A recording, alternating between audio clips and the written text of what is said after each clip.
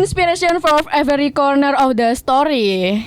Halo Sobat Politeknik, selamat datang di podcast FKMPI Talks Jawa Timur, tempat di mana kita menjelajah dari sudut pandang cerita yang baru dan menarik. Aku Yanti Febriana. Dan aku Narendra Klastia yang akan menjadi host dalam podcast FKMPI Talks Jawa Timur dengan tema bangkitkan ketertarikan generasi muda terhadap warisan budaya. Selamat pagi nih Kak Rendra. Pagi juga nih Kak Yanti. Gimana kabarnya hari ini? Baik dong. Oke, ngomong-ngomong nih Kak, pada pagi hari ini kita akan membahas podcast ya, dimana pada topik kali ini kita akan mengangkat topik terkait budaya. Ngomong-ngomong terkait budaya nih Kak Rendra, sejauh mana sih Kak Rendra paham terkait budaya? Kalau menurut aku sih singkatnya budaya itu adalah suatu kebiasaan yang kita lakukan setiap harinya atau secara berulang-ulang nih Kak. Tapi nih Kak, ngomong-ngomong soal budaya nih, nggak afdol rasanya kalau kita nggak ngundang salah satu expertnya nih Kak. Betul banget. Kalau begitu kita kedatangan tamu yang sangat istimewa nih Kak, yaitu sebagai Duta Budaya Jawa Timur, Wakil 1 Duta Budaya Kota Malang, dan runner up 1 Duta Budaya Indonesia. Dan inilah dia, Kak Arbain Al-Ashar.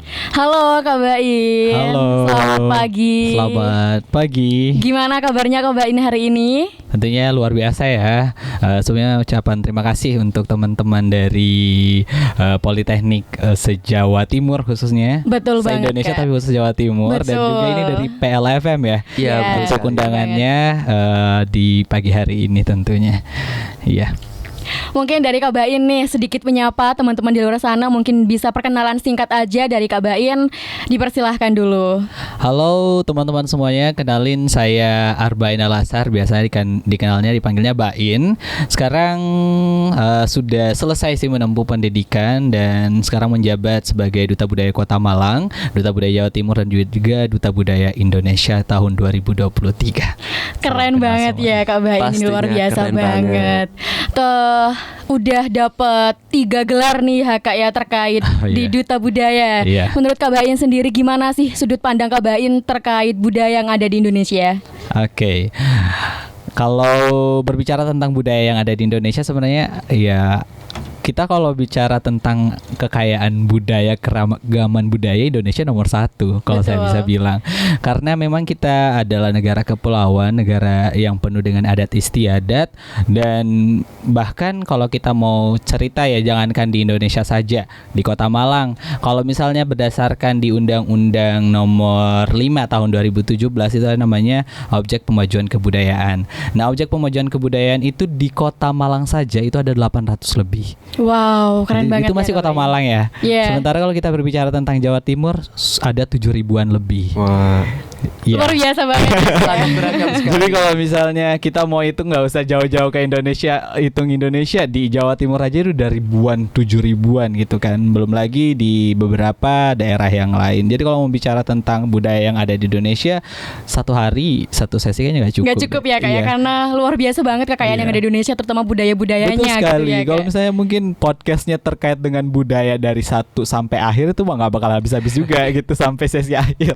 Itu sih Kayaknya kalau- asik banget nih kalau misalkan kita mengulik lebih jauh terkait budaya. Tapi nanti mungkin di next podcast kita bisa selesaikan 1 hari lebih bahas terkait budaya gitu ya Kak. 24 jam dong berarti. Boleh. kita kupas tuntas semuanya. Oke. Ngomong tentang budaya nih Kak, bagaimana tanggapan Kak Arbain terkait generasi muda? Sekarang kan pasti lebih banyak yang tertarik dalam budaya barat, lebih tertarik dengan budaya-budaya timur, seperti mereka itu teralur dengan globalisasi gitu Kak. Oh begitu. Baik, bagaimana tadi pertanyaannya terkait dengan bagaimana sekarang generasi muda menanggapi budaya dari luar ya, Iya. intinya gitu ya. Kalau misalnya kita berbicara tentang budaya, sebenarnya kan ada kebiasaan yang sehari-hari kita lakukan sehingga menjadi suatu karsa rasa gitu ya, jadi satu kebiasaan. Nah, kalau misalnya kita berbicara tentang bagaimana kita menepis hal tersebut, sebenarnya bagaimana kita menumbuhkan rasa nasionalisme itu sendiri. Dengan cara apa? Dengan cara tahu budaya kita itu seperti apa sebenarnya. Nah, terkadang teman-teman itu lupa sebenarnya kita sebagai generasi muda harus ngapain sih sekarang gitu ya. Akankah kita juga harus jadi pelaku budaya ataukah kita cuma bisa jadi penikmat budaya saja gitu. Sebenarnya tidak ada salahnya ketika kita menjadi pelaku budaya itu lebih baik. Kalau misalnya jadi penikmat juga tidak apa-apa. Kalau misalnya sekarang bagaimana caranya kita kenal dulu nih budaya kita, ya baca literatur terkait kebudayaan, datang ke situs-situs warisan budaya, seperti mungkin museum yang teman-teman bisa kunjungi kalau di Kota Malang. Ada yang namanya Museum Pupurwa. Di situ menyimpan berbagai macam benda cagar budaya. Kalau misalnya teman-teman mau tahu sejarah, di situ juga ada replika terkait Ken Arok dan Ken Dedes. Kalau di Kota Malang sendiri kan kita terkenal dengan Ken Arok dan Ken Dedesnya ya. Betul banget. Dan beberapa peninggalan-peninggalan yang lain. Nah, kalau misalnya bagaimana menepis itu sebenarnya tidak bisa, karena memang ini tujuan dari suatu budaya. Nah, cross culture understanding, dan kalau misalnya kita mau membumingkan suatu budaya atau mungkin menjadikan warisan budaya, warisan dunia, itu memang harus dikenalkan. Betul. Betul. Jadi kalau misalnya seperti contohnya batik kan itu sudah menjadi salah satu warisan UNESCO. UNESCO tak benda sebenarnya tekniknya membatik gitu.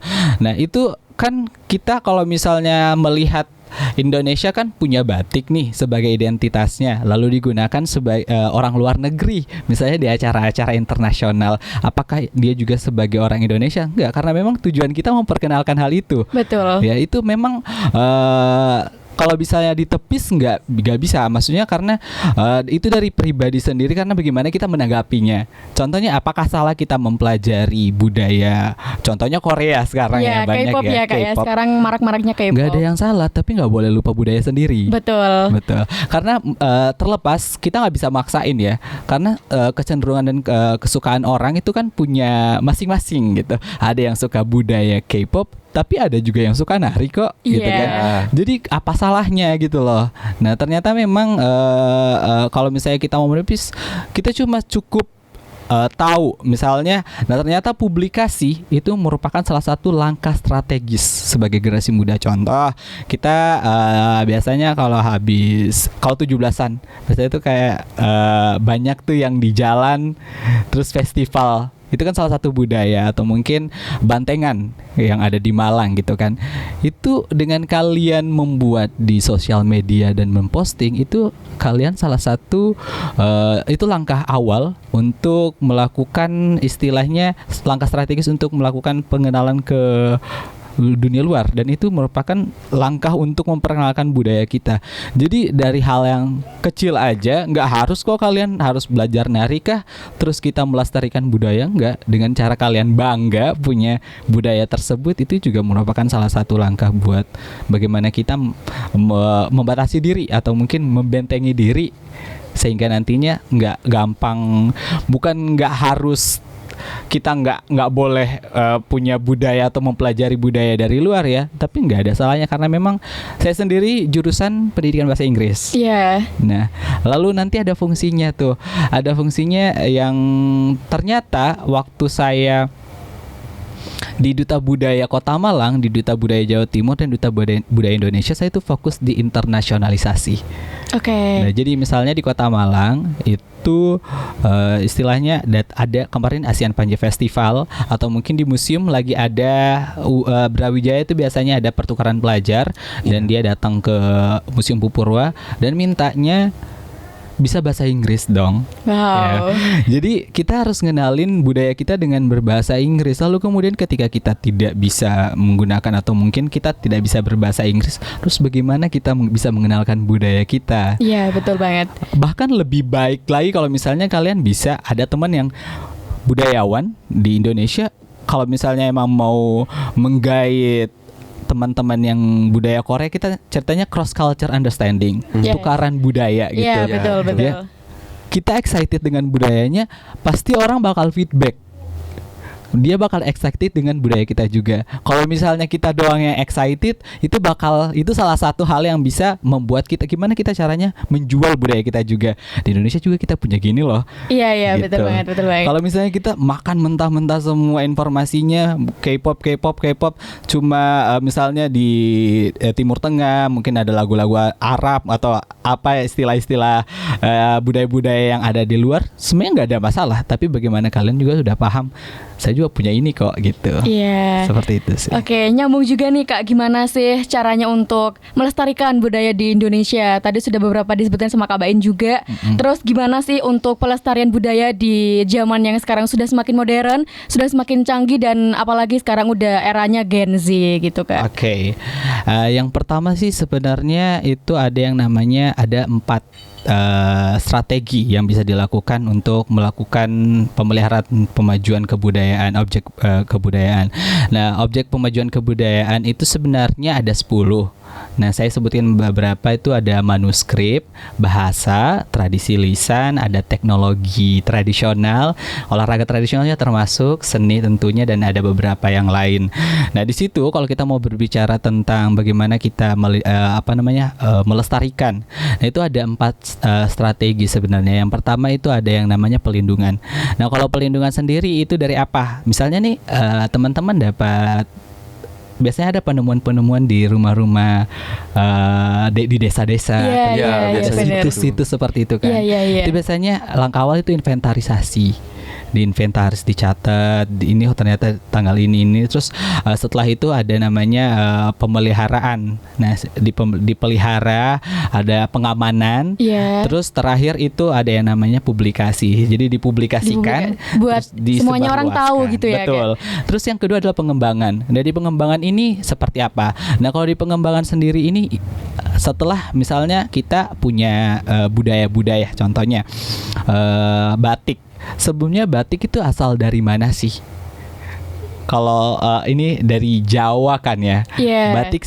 Tapi sekarang seluruh Indonesia udah punya batik masing-masing. Sudah punya batik itu masing-masing. Karena apa? Karena itu salah satu langkah strategis pengembangan. Mungkin kalau misalnya Jawa punya batik ini, Sumatera harus punya batik ini juga. Nah, padahal pada dasarnya kan mungkin kalau kita bicara teknik membatik, canting dan lain-lain itu berasal dari yang lainnya, biasanya kan kain wastra. Iya. Ya, misalnya kalau dari Nusa Tenggara itu terkenal Papua kain wastranya kan. Sementara kalau batik sendiri di Jawa khususnya. Nah, itu sekarang sudah universal karena ini batik ini merupakan warisan nasional. Budaya nasional. Jadi kalau misalnya dikatakan budaya nasional, ketika hampir seluruh warga itu mengakui keberadaannya dan itu berpengaruh untuk warga tersebut, itu dikatakan budaya nasional. Nah, sehingga pengembangan ini melalui festival, misalnya Grebek Suro, Festival Riok Ponorogo, yang mungkin di Jawa Timur ini sering dilakukan setiap tahunnya. Ini merupakan salah satu cara. Yang kedua yaitu pengembangan. Nah, selanjutnya ada yang namanya pemanfaatan. Nah, dari awalnya itu kita kembangkan, itu ada namanya pemanfaatan. Dengan cara apa? Tadi contohnya kalau misalnya batik nih, itu kan bisa diajarin, bisa menghasilkan. Betul. Ya, dimanfaatkan. Terus nanti dikaji lagi untuk apa? Untuk kita tahu, misalnya secara ilmiah itu ternyata budaya itu nggak bisa sekedar ditelan mentah-mentah, juga itu ada pengkajiannya. Bagaimana nantinya bisa relevan dengan dunia yang akan modern yang akan datang. Misalnya sekarang ada budaya-budaya. Contoh dari pemanfaatan ini, mungkin teman-teman sekarang kan, apakah di zaman dulu ada orang pakai batik, jarian, pakai sneaker putih? Sekarang dipadupadankan. Karena memang ini pemanfaatan dari, kita harus korelasikan, kita harus istilahnya harus modern juga dong. Jangan yang mungkin harus tetap ada pakem. Betul. Tapi kalau misalnya kita mau seperti itu terus, ya bukan namanya terbelakang, kita harus tetap ikut zaman juga. Iya, betul banget. Karena zaman semakin modern, jadi kita harus bisa menyesuaikan juga. Betul sekali. Jadi kalau misalnya kita mau bilang apakah itu nggak boleh? Ya boleh. Boleh. Itu salah satu cara Gen Z atau mungkin generasi muda untuk mengekspresikan melalui budaya yang kita punya, dan itu cukup tren juga sampai sekarang. Kalau kepanitiaan di kampus sering pakai jari juga, ada beberapa panitia kayak gitu. Jadi itu ya karakteristik dari mungkin mahasiswa di Indonesia. Betul, gitu kan? Jadi karakteristik kepanitiaan mahasiswa di Indonesia. Lalu yang terakhir itu ada yang namanya pembinaan. Nah setelah semuanya dilaksanakan, itu akhirnya dibina bagaimana caranya mungkin bisa konsisten, bagaimana caranya nantinya itu bisa berkelanjutan. Itu sih kalau 4 strategis. Kalau misalnya gimana caranya kita tetap budaya kita itu tetap lestari. Oke, jadi keempat strategis itu mungkin bisa teman-teman yang di luar sana sekarang sedang mendengarkan bisa merealisasikan di dunia nyata gitu ya Kak. Paling gampangnya ya publikasi lah. Ya, publikasi banget. Misalnya yang suka konten-konten jalan-jalan ke museum atau jalan-jalan lihat ke budaya-budaya, mungkin ke Bali gitu, nggak ada salahnya kok kalian misalnya ngevideoin ini namanya ini mengedukasi, sehingga mungkin punya teman dari luar negeri datang ke Indonesia, asik ya ternyata di Indonesia. Karena belum tentu juga banyak orang tahu tempat itu. Betul. Belum tentu juga bisa mengunjungi tempat itu. Betul. Tapi dengan adanya publikasi semua orang tahu gitu ya Kak. Jadi jangan cuma kafe-kafe estetik aja gitu kan. Betul. Mungkin tempat-tempat yang estetik ya nggak ada salahnya juga kalau misalnya tempat-tempat yang bersejarah juga dipublikasikan. Iya. Apalagi juga kalau sekarang kan pasti sangat banyak sekali ditemui kayak OOTD batik. Betul. Ya, udah banyak sekali. Itu salah satu langkah kita sebagai generasi muda sebenarnya. Soalnya kalau misalnya kalau kita bilang yang orang-orang tua kita mau OOTD batik kan juga beda ya. Beda Stylenya banget. beda kan. Beda. Biasanya orang tua kita masih tetap pakai pakem gitu. Iya. Lagian juga kalau misalnya kita bilang apakah ini menyalahi aturan dari budaya kita, tidak sebenarnya. Karena kalau nikah juga nggak ada yang seperti itu, pasti tetap pakem kan. Pakem. Jadi semuanya sudah ada peruntukannya. Jadi gimana caranya kita memodernisasi aja sih budayanya itu. Betul banget.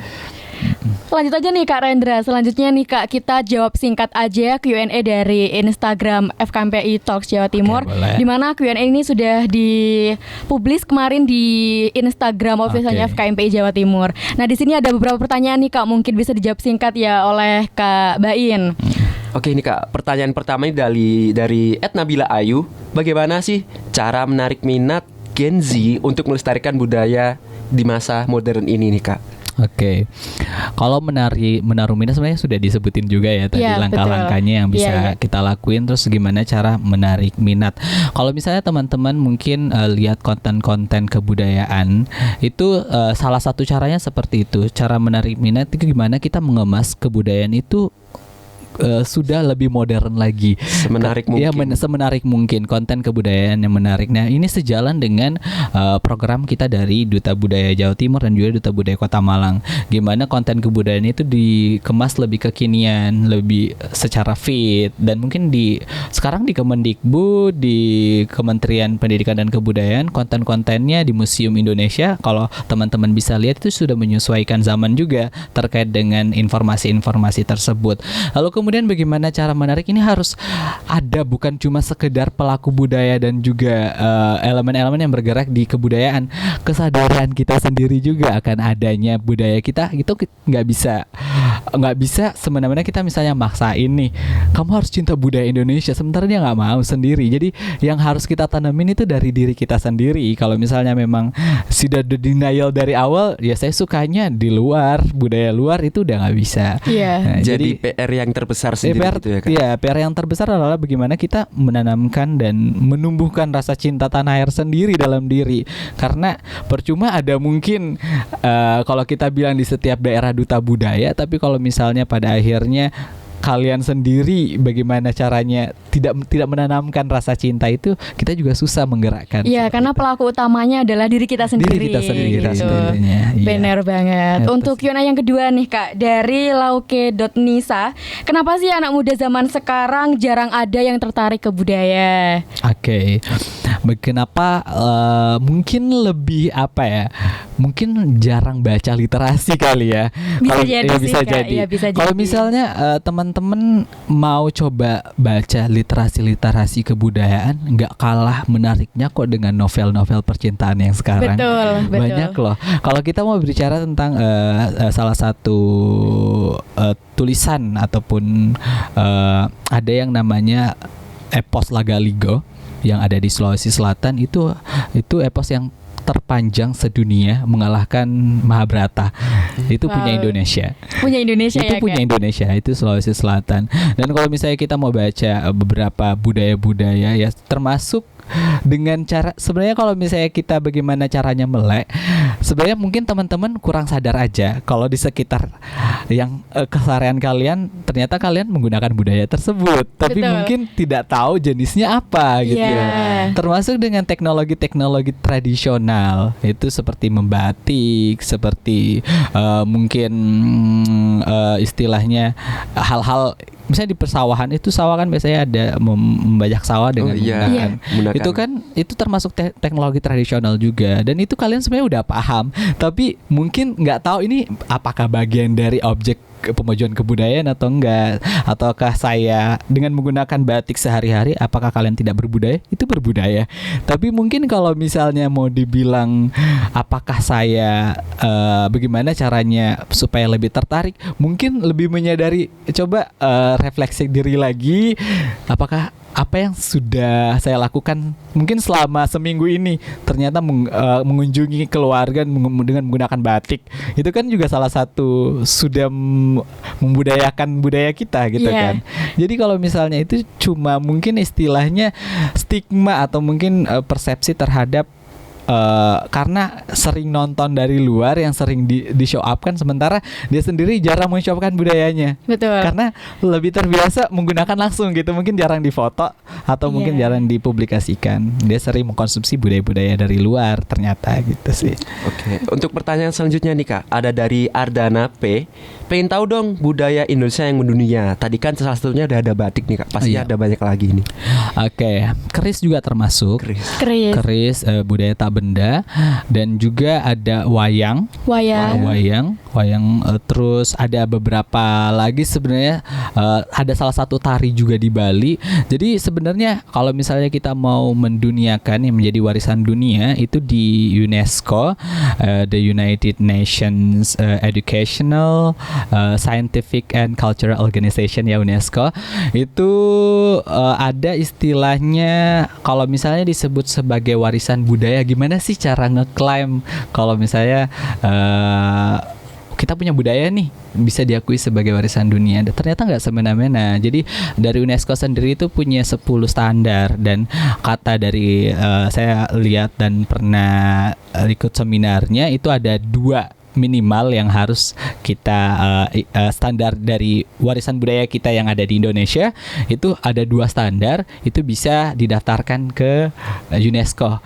Nah, salah satunya ketika ada suatu benda mungkin ya yang di Indonesia itu memiliki genius creativity.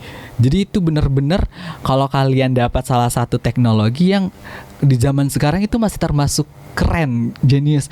Kok bisa kepikiran ya orang dulu bikin seperti ini? Nah, itu salah satunya. Contoh kayak misalnya mungkin kita bilang batik, kok ini bisa kepikiran orang zaman dulu bikin canting kayak gini, bikin ini kayak gini. Itu salah satu alasan gimana. Terus mewakili representing satu daerah ataupun satu negara. Nah, salah satunya juga batik ya. Batik itu kan sudah disebut wayang kulit. Apakah beberapa wayang jenisnya juga banyak ya. Itu digunakan sebagai apa, representasinya seperti apa, itu juga sebagai salah satu syarat. Dan ada yang namanya universal UVO value untuk standar value universalnya untuk nantinya bisa dijadikan sebagai ini adalah warisan dunia, seperti itu, berimpact. Seperti arsitektur itu juga bisa termasuk transaksi atau mungkin juga lahan bekas heritage mungkin di zaman dulu, seperti itu juga. Oke. Untuk yang keempat dari Sania, gimana sih cara yang tepat untuk nge-backup sisi negatif dari luar? Oke, cara nge-backup sisi negatif dari luar. Jadi itu sih teman-teman semuanya harus paham dulu nih, setidaknya budaya yang ada di daerah teman-teman masing-masing. Karena kalau itu salah satu cara kita untuk memperkenalkan budaya kita yang ada dari kota. Misalnya kita punya, misalnya dari Kota Malang punya apa? Kota Malang punya topeng Malangan. Ceritanya apa? Kenaraken Dedes. Terus tariannya apa? Tari topeng Malangan, ada tari Bapang dan lain-lain. Terus kalau misalnya kita pertukaran pelajar, kita bisa kan, biasanya kan Indonesia selalu budaya yang diangkat, selalunya budaya. Ketika ada penjemputan tamu atau mungkin acara internasional, pasti ada tarian budaya. Pasti. Nah, kalau misalnya kita nggak kenal, setidaknya kalian tahu kalau misalnya tari topeng Malangan itu bercerita tentang apa. Nih, ntar ada temennya yang datang dari luar, tahu nggak sih ceritanya kenapa bisa topeng Malangan gitu. Iya, Kalian ceritain, jadi orang bisa ceritain lagi Iya. ke yang lain. Itu informasi itu yang penting kalau misalnya di zaman sekarang. Jadi kalau misalnya teman-teman bagaimana cara menumbuhkan, nggak usah jauh-jauh, se-Indonesia, budaya kita sendiri aja di daerah kita sendiri, nggak usah mungkin langkah awalnya tuh belajar budaya sendiri, ntar di up seprovinsi, atau nanti kita baca-baca literasi tentang Indonesia, lalu kita mungkin ke dunia. Kenapa dunia kalian bisa mempengaruhi? Karena dia lebih kuat. Jadi caranya bisa membentengi, kita harus juga lebih kuat. Iya, Gitu. betul banget. Dan selanjutnya nih Kak, ada pertanyaan terakhir nih dari PLFM sendiri. Oke. Apa motivasi awal dan prosesnya bagaimana sih Kak menjadi seorang duta budaya, dan mengapa duta budaya Kak? Kan padahal juga banyak duta-duta yang lain juga, sehingga biar teman-teman bisa tergerak nih untuk ikut duta, ataupun bagaimana sih cara Ikut duta kerja budaya gitu ya. Iya, Ya. biar teman-teman di luar sana juga termotivasi, barangkali juga bisa jadi generasi penerus lah dari Oke. Kak Bain sendiri. Sebenarnya kalau berbicara tentang duta ya, ini bukan pertama kali di budaya. Sebelumnya saya duta fakultas, lalu duta kampus, Duta Iya. kampus. terus coba di luar. Dan yang pertama kali ketika daftar itu ada Duta Budaya Kota Malang. Nah, Duta Budaya Kota Malang itu di bawah Dinas Pendidikan dan Kebudayaan Kota Malang, dan coba di situ alhamdulillah bisa lolos, karena memang cukup sengit juga kalau di bawah dinas kedutaan itu, cukup sengit juga ya. Pastinya. Lalu ya ada standarnya cukup tinggi Cukup juga. tinggi, dan biasanya persaingannya sangat banyak sekali. Persaingannya sangat banyak, dan kebetulan ya, waktu itu juga kalau duta budaya kan memang di bawah dinas ya, itu di balai kota kita dari ininya, terus diurusnya di dinas pendidikan, dan lihat teman-teman yang, kalau saya fokusnya memang di internasionalisasi. Jadi bahkan di duta budaya Jawa Timur saya punya advokasi namanya itu Dana Diaksa. Kalau misalnya the Guardian of kalau misalnya kita penjaga kejayaan istilahnya, kalau itu dari bahasa Sanskerta, penjaga kejayaan. Itu gimana caranya saya menginternasionalisasikan budaya di Indonesia, khususnya di Jawa Timur, ke internasional. Jadi karena memang saya sering ikut event-event internasional tentang pertukaran pelajar atau mungkin cross culture understanding gitu. Nah, itu langkah awal. Lalu misalnya kenapa duta budaya? Sepertinya budaya nggak bakal ada habis-habisnya kalau Indonesia. Betul. Dan selalu kepake. Iya. Iya, apalagi kalau misalnya kita bicara tentang Kota Malang. Kota Malang memang banyak wisatanya, tapi wisatanya itu wisata budaya. Betul. Iya. Karena Malang sekaya itu juga ya, Kak. Iya, ya? kayak itu. Kalau misalnya kita berbicara di mungkin Malang Selatan, kabupaten berarti ya. Kalau kabupaten dia kan destinasinya lebih ke pantai. Pantai, Pantai. pariwisata. Ya, jadi di pariwisata Batu lebih wisatanya Lebih, juga. iya, betul Walaupun banget. mungkin ada ciri khasnya Batu itu bantengannya. Dia Iya, punya bantengan. bantengan. Nah, kalau di Kota Malang kan memang di mana kayu tangan heritage, Ijen Bolford itu termasuk cagar budaya loh. Iya. Iya. SMA 1 dan sekelilingnya itu termasuk bangunan cagar budaya. Wow. Ya, makanya Simpang Balapan itu juga daerah sebenarnya Simpang Balapan kalau misalnya tahu di depan Polinema. Tahu. Tahu. Itu kenapa disebut dengan Simpang Balapan? Karena dulu itu adalah tempat pacuan kudanya zaman dulu. Di situ. Oke. Jadi Simpang Balapan. Jadi kalau misalnya kita hal-hal yang sekecil aja deh gitu, pasti akan, oh ternyata ini dulu di sini ya, ini kayak gini. Terus kenapa Ijen sekarang Kenapa Ijen sekarang bentuknya apakah seperti zaman dahulu kayak gitu? Emang di situ tempat istilahnya keluarga-keluarga yang kastanya tinggi. Emang dari dulu seperti itu. Makanya rumah-rumah di situ sampai sekarang seperti itu. Iya, betul Makanya banget. jadi istilahnya kenapa saya suka, karena ternyata ketika kita mempelajari budaya dan kita melihat di zaman sekarang ini masih utuh gimana ya dulu gitu ya. Dulu dijadiin tempat apa ya ini gitu. Jadi kita bisa melihat representasi dari zaman dulu sehingga di zaman sekarang apakah ada perubahan dan juga peruntukannya, modernisasi dan pemanfaatannya itu seperti apa di zaman sekarang itu sih. Karena budaya nggak bakal ada habis-habisnya. Betul. Budaya di Indonesia nggak bakal ada habisnya ya, Nggak Kak, ada ya? habisnya. Betul banget. Mungkin Q&A dari teman-teman Instagram kita yang ada di sana dan juga dari teman-teman Para FM cukup ya Kak. Mungkin terima kasih buat kehadiran Kak Bain yang sangat memotivasi kita semua. Dan mungkin sekian untuk podcast kali ini ya Kak. Terima kasih telah mendengarkan podcast FKMPI Talks Jawa Timur. Sampai jumpa di next episode. Teruslah menjelajah, teruslah belajar, dan teruslah merayakan mozaik budaya yang indah yang membuat dunia kita begitu semarak. Jaga kesehatan dan jangan lupa juga sampai jumpa di next podcast FKMPI Talks Jawa Timur. Sekian dari kami berdua, pamit undur diri dan terima kasih sekali lagi untuk Kak Bain.